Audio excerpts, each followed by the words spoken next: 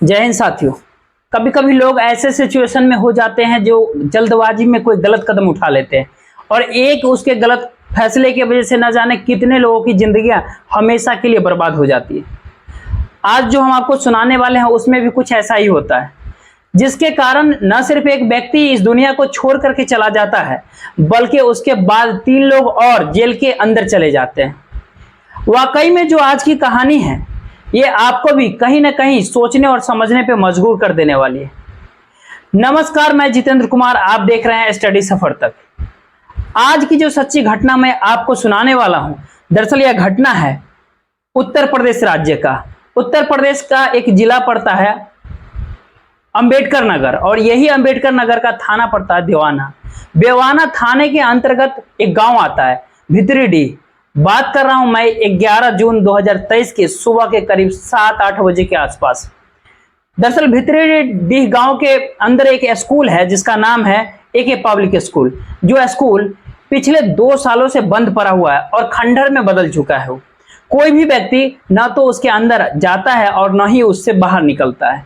सुबह के 7-7:30 बजे के आसपास जब एक व्यक्ति शौचालय के लिए उस रास्ते से जा रहा था तो देख रहा था कि एक स्कूल के अंदर से काफी मात्रा में धुआं निकल रहा है।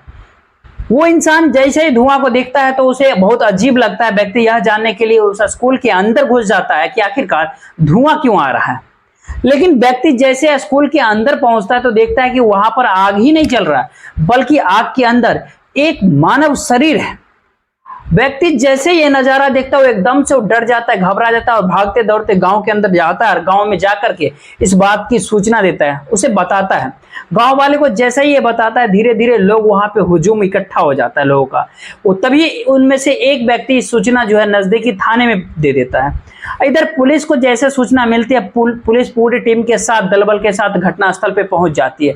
लेकिन जब पुलिस घटनास्थल पे पहुंचती है तब तक उस व्यक्ति का लगभग 90% शरीर जल चुका था। अब उसके डेड बॉडी शरीर को देख करके ये तो पता चल जाता है कि मारने वाला एक व्यक्ति है और उसकी कोई पहचान नहीं लेकिन हो पाती है क्योंकि वो जल चुका होता है। पुलिस जब उस घटनास्थल की बारीकी तरीके से जांच करती है तो उस घटनास्थल पे कुछ नशीली दवाइयां और एक कंडम का पैकेट मिलता है। पुलिस उन सारे सबूतों को इकट्ठा करती है और डेड बॉडी को सबसे पहले पोस्टमार्टम के लिए जिला अस्पताल भेज देती है और फिर इस केस की छानबीन करना शुरू कर देती है। लेकिन पुलिस के सामने भी सबसे बड़ा चैलेंज ये था कि जब तक मरने वाले व्यक्ति का शिनाख्त नहीं हो जाता, पहचान नहीं हो जाता, पुलिस इस केस में आगे नहीं बढ़ सकती थी, अपनी जांच को आगे नहीं बढ़ा सकती थी। लेकिन पुलिस के लिए ये भी कभी कभी दिक्कत होता है कि मरने वाले व्यक्ति का शिनाख्त कैसे कराए, क्योंकि उसका ना तो कोई फोटो था उसके पास, ना ही उस घटनास्थल पे जो प्रमाण था, जो एविडेंस था, ना उससे कोई पहचान हो पा रही थी उसकी। पुलिस एरिया के तमाम थानों के अंदर पूछताछ करती है लेकिन किसी भी थाने में किसी लड़के और व्यक्ति का कोई गुमशुदगी का रिपोर्ट तक नहीं दर्ज कराया गया। लेकिन पुलिस को समझ में नहीं आ रहा था कि इस केस को आगे कैसे ले जाएं। लेकिन पुलिस भी इस केस को खुलासा करने के लिए जिद पर उतर जाती है। दरअसल जो घटनास्थल पे कंडोम मिला था वो कंडोम जो है टाइमनेक्स कंपनी का था। पुलिस को इतना यकीन हो जाता है कि जिस व्यक्ति की हत्या हुआ है ये पूरे अपराध में एक व्यक्ति का हाथ नहीं हो सकता। पुलिस एरिया के तमाम दुकानों में जाती है, मेडिकल शॉप पे, और उस कंडोम के बारे में पूछताछ करती है कि इस तरह का कंडोम किस किस दुकान में बिकता है। जब पुलिस जितने भी दुकान में पहुंचती है और वहां जाकर के पूछताछ करते हैं, सारे के सारे दुकानदार एक ही कहते हैं कि इस कंपनी का कंडोम तो हमारे इलाके में सेल नहीं होता है। पुलिस उस कंडोम के जरिए कंपनी से जाकर के मुलाकात करती है और कंपनी से पूछताछ करती है कि आपका प्रोडक्ट कौन कौन से शहर में सेल होता है। अब कंपनी पुलिस वालों को जवाब देती है कि साहब हमारा प्रोडक्ट मैक्सिमम दिल्ली या फिर पश्चिमी उत्तर प्रदेश में सेल होता है। अब पुलिस को इतना पूरा भरोसा हो जाता है कि शायद अपराधी या तो दिल्ली के होंगे या फिर पश्चिमी उत्तर प्रदेश के ही होंगे। अब इसीलिए 10-11 जून को भितरीडीह गांव के अंदर जितना भी मोबाइल एक्टिव था उन सब का डम डेटा निकलवाती है पुलिस। और इतना आसान तो ये काम नहीं होता, लेकिन पुलिस के सामने कोई रास्ता भी नहीं बचा हुआ था। लेकिन उस डेटा को जब चेक करना शुरू किया तो सारे डेटा में स्टेट वाइज अलग उस डेटा को करती है। जब डेटा को अलग करती है राज्य वाइज तो 11 नंबर ऐसे मिलते हैं जो पश्चिमी उत्तर प्रदेश का था, जो एक्टिव था उस दौरान। पुलिस जब 11 नंबरों को चेक करती है तो उसमें से 4 ऐसे नंबर मिलते हैं जो पश्चिमी उत्तर प्रदेश के सहारनपुर जिले का था। अब उन 4 नंबरों पे पुलिस को शक हो जाता है। पुलिस सोचती है कि एक ही जिले का 4 नंबर भीतरी गांव में कैसे एक्टिव हो सकता है। इसीलिए पुलिस उन चारों नंबर में से एक नंबर पे कॉल करती है। पुलिस जैसे उस नंबर पे फोन करती है तो वह नंबर स्विच ऑफ बताता है। पुलिस दूसरे नंबर पे ट्राई करती है, पर पुलिस जब दूसरे नंबर पे फोन करती है तो वो फोन एक महिला उठाती है। पुलिस जब उस महिला से इन चारों नंबरों के बारे में पूछताछ करती है तो महिला चारों नंबर को पहचानती नहीं है, बल्कि चारों के बारे में बताती है। कहती है कि साहब ये चारों हमारे ही गांव के रहने वाले हैं। महिला जैसे ही शिनाख्त कर देती है, पुलिस बिना समय गवाए अपने टीम को लेकर के सहारनपुर के उस गांव में पहुंचती है और वहां से 3 लड़कों को गिरफ्तार करके थाने पहुंच जाती है। अब जैसे धर दबोच करके गिरफ्तार करके उसे लेकर के आते हैं थाने, उसमें से एक का नाम है इरफान, दूसरा का नाम है जावेद और तीसरे का नाम है मोहम्मद अली। दरअसल इरफान और जावेद दोनों सगे भाई थे। इन तीनों की उम्र लगभग 20 से 24 साल के आसपास होगी। इन तीनों से पुलिस चौथे नंबर के बारे में पूछताछ करती है। दरअसल चौथा नंबर किसी सुरेंद्र सिंह के नाम पर रजिस्टर्ड था। पुलिस जब इन तीनों के गांव में जाती है तो पुलिस को यह पता चल जाता है कि इरफान, जावेद और मोहम्मद अली और सुरेंद्र चारों एक ही गांव के नहीं है, बल्कि चारों ही दोस्त हैं। दरअसल ये चारों मिलकर के सर्कस दिखाने का काम किया करते थे। पुलिस इरफान से सुरेंद्र के बारे में जब पूछती है, जब ये तीनों पुलिस को इधर उधर की बातें कहने लगते हैं और भटकाते हैं, जिससे पुलिस को इन तीनों के ऊपर शक हो जाता है गहरा। और सही तरीके से पुलिस को सवालों को जवाब जब ये लोग नहीं देते तब पुलिस इन तीनों से कहती है कि ठीक है, तुम तीनों मिलकर के सुरेंद्र की बात करवाओ हमसे। जब सुरेंद्र से बात करवाने के लिए कहती है पुलिस, तो तीनों अपना मुंह बंद कर लेते हैं। इसीलिए पुलिस अब तीनों के साथ सख्ती से पेश आना शुरू कर देती है। पुलिस जैसे ही अपना शक्ति दिखाना शुरू करती है, आखिरकार तीनों अपनी सच्चाई को कबूल कर लेता है। कहता है कि साहब, मरने वाला व्यक्ति कोई और नहीं था बल्कि सुरेंद्र ही था। दरअसल हमने सुरेंद्र की हत्या कर दिया है। पर इरफान जब इस हत्या की पूरी कहानी बताता है पुलिस वालों को, तो वाकई में सुनने के बाद हर कोई दंग रह जाता है। सुरेंद्र जो इन्हीं के गांव का रहने वाला ही नहीं है, बल्कि इन चारों मिलकर के सर्कस का काम किया करते थे, दिखाते थे। चारों में जब गहरी दोस्ती हो जाती है, सब के सब एक दूसरे के घर आना जाना शुरू कर देते हैं। इरफान की एक छोटी बहन है जिसका नाम है सोनिया। सोनिया जिसकी उम्र है लगभग 21 साल के आसपास। सुरेंद्र जब बार बार इरफान के घर पे आना जाना शुरू करता है, आखिरकार सुरेंद्र और सोनिया के बीच में प्रेम प्रसंग चालू हो जाता है। जैसे सोनिया और प्रेम प्रसंग चालू होता है सुरेंद्र के बीच, दोनों एक दूसरे से फोन पर बातचीत ही नहीं करते, बल्कि मौका निकाल के समय निकाल करके एक दूसरे से मुलाकात भी करते हैं। और जैसे ही कुछ समय और बीतता है, इस बात की जानकारी इरफान को पता चल जाता है। इरफान को जैसे इस चीज का पता चलता है कि सुरेंद्र का उसी के बहन के साथ प्रेम प्रसंग चल रहा है, चक्कर चल रहा है, इरफान अपने बहन के साथ में मार पिटाई ही नहीं करता, बल्कि सोनिया का घर से निकलना भी बंद कर देता है, पूरा उस पर दबिश डाल देता है, जिसके वजह से सुरेंद्र से मुलाकात नहीं हो पाती सोनिया का। सोनिया और सुरेंद्र का एक दूसरे से मुलाकात तो नहीं हो पाती, लेकिन इसके बावजूद भी दोनों एक दूसरे से बेइंतहा मोहब्बत करते हैं और बातचीत करते हैं फोन पे। जैसे ही समय कुछ और बीतता है, जिस बात की जानकारी फिर से इरफान को पता चल जाता है कि अभी भी दोनों के बीच में रिश्ते बने हुए हैं। अपने बहन के पास इरफान जाता है और कहता है कि तुम सुरेंद्र को पास फोन नहीं करोगी, लेकिन जब अपने बहन को मना करता है तो सोनिया जवाब देती है कि मैं सुरेंद्र को फोन नहीं करती हूँ, बल्कि सुरेंद्र खुद मेरे नंबर पे फोन किया करता है। सोनिया जैसे इस तरह की बातें अपने भाई को देती है, इरफान सुरेंद्र के पास जाता है और सुरेंद्र को जाकर के समझाने की प्रयास करता है।